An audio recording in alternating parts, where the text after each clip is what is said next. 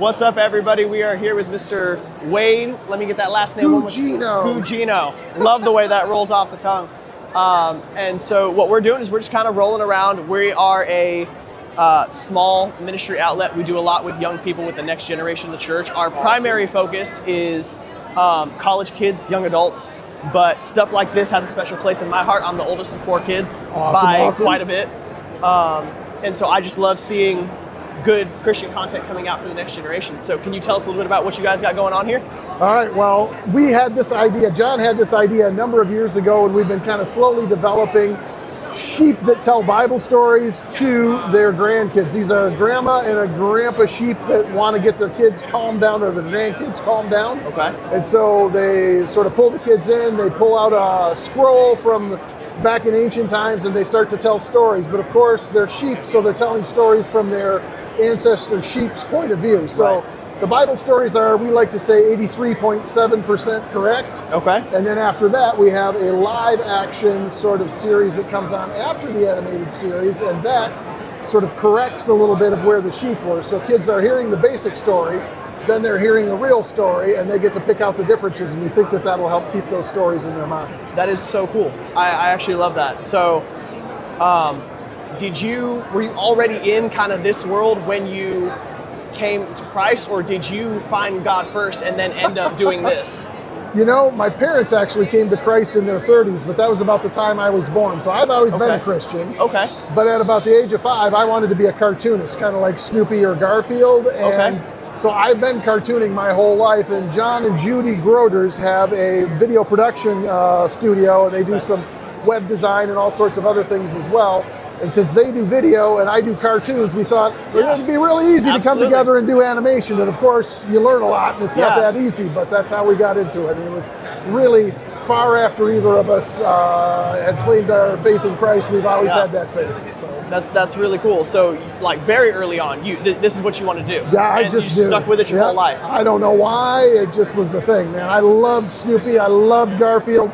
Reading those, I felt if I could do that for other people, that would be awesome.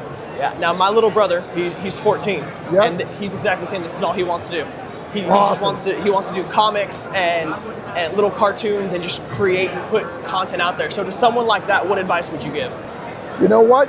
Keep doing it. And in today's day and age, it's so different because there are schools for it. Yeah. There's so many tutorials on YouTube. There are really ways that you can hone your craft. But I would say the biggest thing about drawing is it's got to come from your heart. I do little classes for kids where I teach them how to draw. Some of those kids draw some things better than I do. They're so amazing, but they just don't have the heart to do it. They don't really love it. And then other kids, they'll just draw and draw and draw and draw. Yeah. So if he loves it, tell him to keep on doing it, and then look around for different schools in your area that are affordable that you can get involved in. And honestly, just try and get connected with some folks that do it. There are more and more folks that are out there. Absolutely. So other than Bedtime with Sheep, do you guys have any other projects, or is this kind of the main one right now? Right now, this is our main project. John and Judy have a number of movie projects that they're working on. And I have other little cartoon things that I do all the time in order to pay the bills on the side. And as this grows, this will be more of a focus for both of us. Absolutely. But in the end, we have other things that we'd like to develop as well. We've got other cartoon projects and so on. All right, so last question. Where can we find Bedtime with the Sheeps, and where can we find more of your work? Okay, Bedtime with the Sheeps would be on thesheeps.com. If you go there, you have to sign up, you have to put your email address in. You'll be able to see the first episode, the first story time with the story mom. And as we're developing right now, we're looking at how we're going to distribute or how we're going to broadcast. So we're solidifying a lot of things here with people that we're meeting.